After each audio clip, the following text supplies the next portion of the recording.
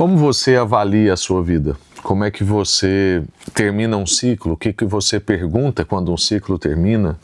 Como é que você avalia os seus planos? Como é que você projeta? É com base em quê? Quais são as perguntas que você faz para avaliar se você chegou bem até aqui ou se você não chegou bem até aqui? Você já considerou a pergunta se Cristo está mais formado em você ou não?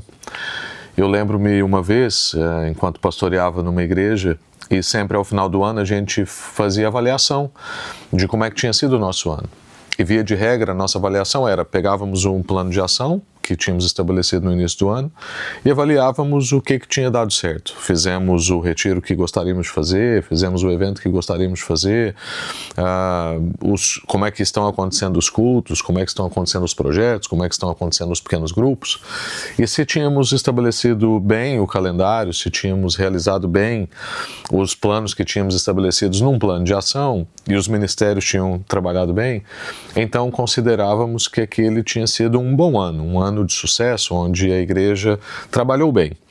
Se a gente via que o retiro tal não deu certo, o encontro tal não foi tão bom, tal coisa deu errado no evento X, então considerávamos que não foi tão bom e precisamos corrigir para os outros anos. Até que, num determinado ano, nós decidimos fazer uma outra pergunta, que era: nós estamos vendo Cristo mais formado na vida da igreja? Se sim, somos uma igreja de sucesso, estamos num bom caminho, o ano foi bom. Se não, então precisamos melhorar e precisamos estar mais atentos e precisamos perguntar o que fazer para vermos Cristo mais formado na vida dos nossos irmãos.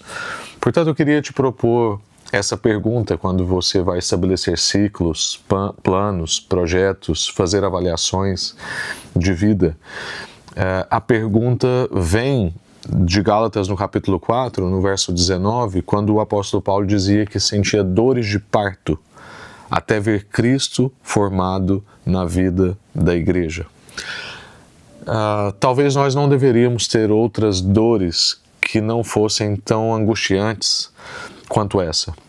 Será que as dores que nós temos ao avaliar um plano de ação de uma igreja, ao avaliar o plano da sua empresa, ao avaliar o seu plano de carreira, ao avaliar o seu plano acadêmico, ao avaliar as suas relações, ao olhar para o seu casamento, ao avaliar a sua própria vida e perceber como você estava no ano anterior e como você está agora, será que essas metodologias de avaliação e as perguntas que eu e você fazemos para avaliar todas essas áreas da vida são perguntas tão dignas quanto essa? Será que há em nós uma dor, uma angústia, como quem tem dores de parto, como quem sofre contrações, como quem tem a agonia de passar por um processo de dar a outra vida, né? Dar ao outro vida? Eu acho que essa é uma pergunta que nós precisamos fazer para nós próprios e essa é uma boa questão para nós mantermos em mente. Porque isso abençoa as pessoas que estão ao nosso redor e isso abençoa a nossa própria vida. Quando eu estou numa relação conjugal onde eu tenho como um alvo ver Cristo mais bem formado na minha esposa, ver mais de Cristo nela, santificá-la, e ela tem o mesmo alvo com a minha vida, nós desenvolvemos uma amizade espiritual onde eu vejo Cristo mais explícito no outro. Isso é uma boa meta para se ter. Porque quando nós colocamos isso como alvo, colocamos essa meta diante de nós, pode ser que aquilo que nós estamos considerando como algo que não é bom, no fim é bom, apesar de não ter dado certo. Hoje em dia nós estamos ficando reféns de certos e errados. Nós só queremos saber se aquilo é certo ou aquilo é errado. Eu posso ou eu não posso. E nós deixamos de perguntar se aquilo é bom. Porque talvez uma coisa que é certa num determinado momento, em outro momento aquele certo continua não sendo errado, mas não é bom. Então, é certo uma criança que espera que os seus pais resolvam a sua alimentação todos os dias. Não é errado quando um adulto tem essa expectativa, talvez em relação aos seus pais, mas não é bom. Então, apesar de não ser necessariamente errado, não é bom. Portanto, nós deveríamos olhar para situações pensando mais a respeito se é bom ou se não é bom. Porque esse é o critério de Deus. Deus nunca trabalhou com certos e errados. O Senhor sempre trabalhou com o que é bom e o que não é bom. Quando Deus fez tudo na criação, Ele disse que tudo era muito bom. Aliás, ele disse que tudo era bom. E quando criou a gente, ele disse que era muito bom.